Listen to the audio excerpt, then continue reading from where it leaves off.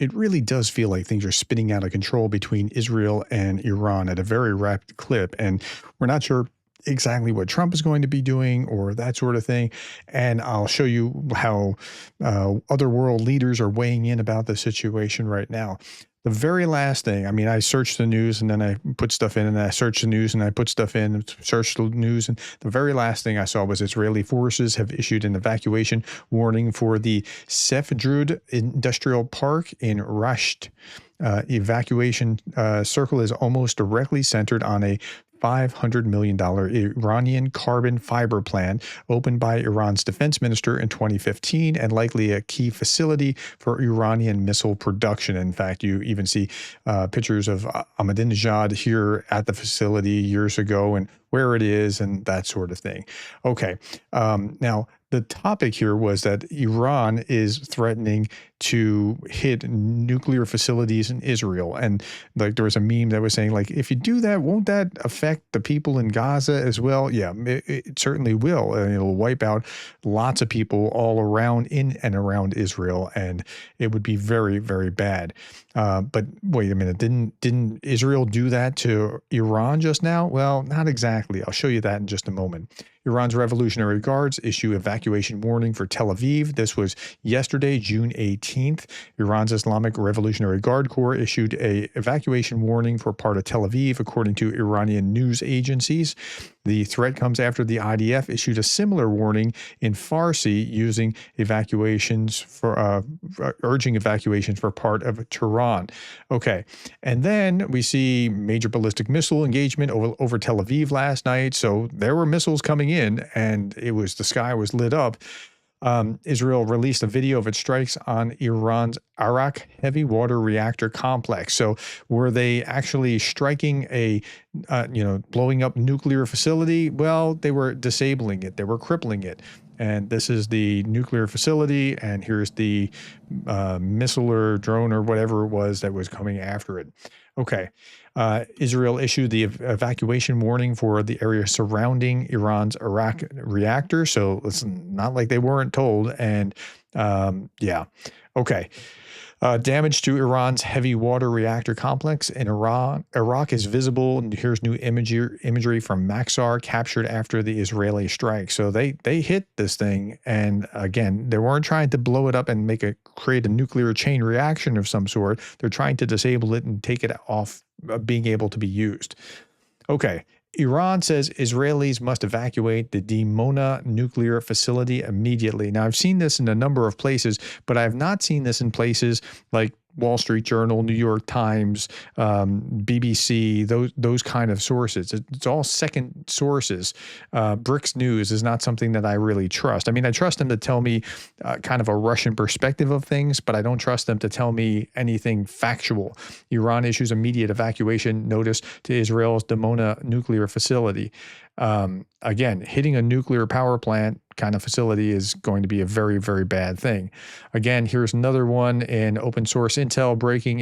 Iran's Islamic Revolutionary Guard Corps has issued an evacuation warning for the area near Israel's Dimona nuclear facility, according to Iranian media. But again, I just can't prove it. I don't know who this guy is, but at the moment there are no credible pieces of verified, vetted evidence that this notice has been issued. But if it is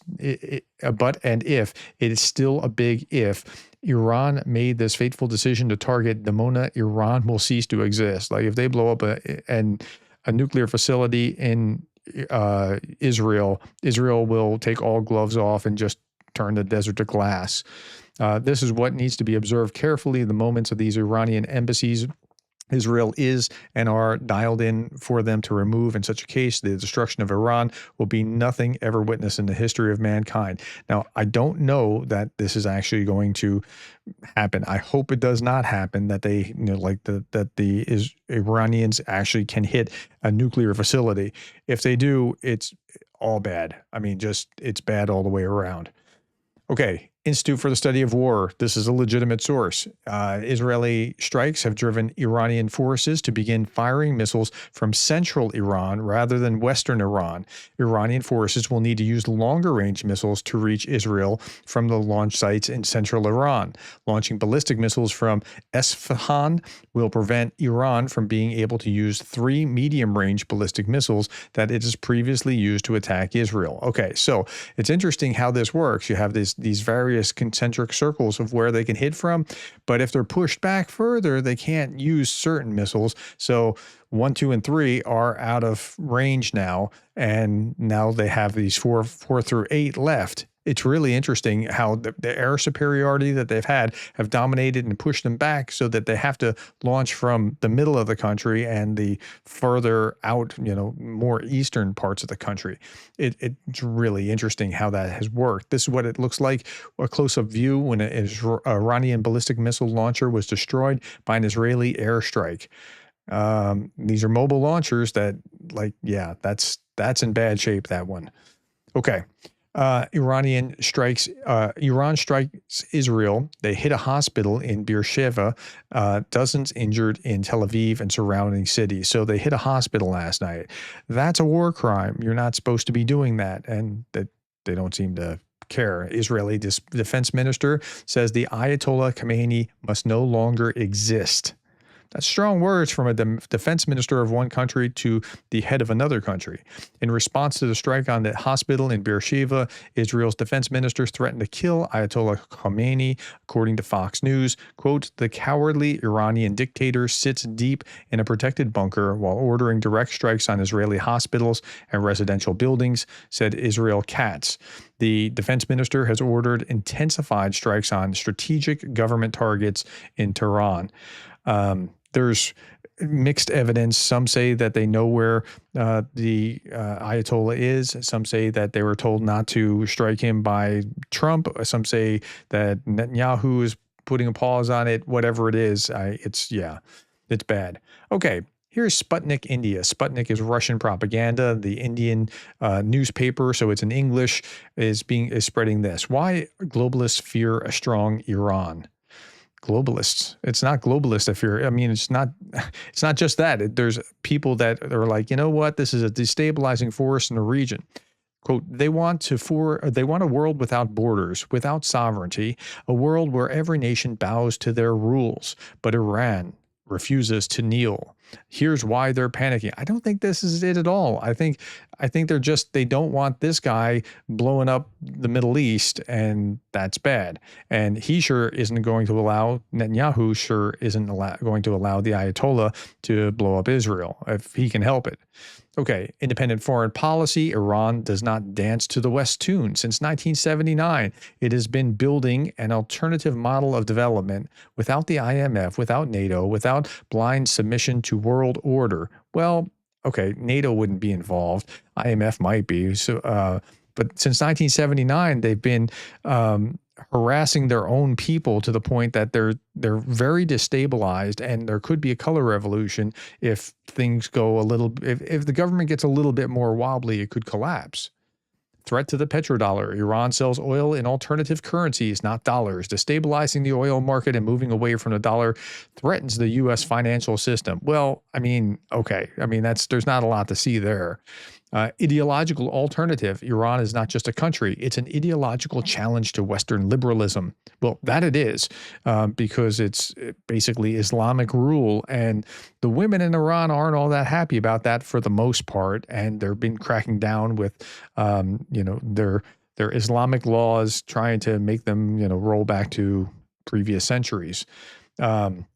One based on tradition, family, and spirituality rather than consumerism and individualism. Well, I mean, Shia law is maybe not the best thing to be. Yeah, okay, at any rate.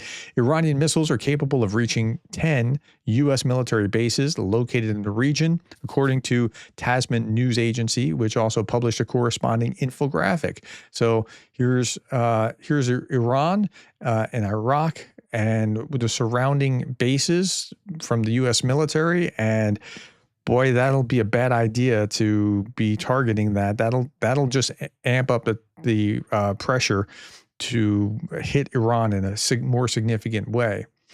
Russia must be seriously worried, says John Simpson. Now, John Simpson is from the BBC, BBC World, BBC Two.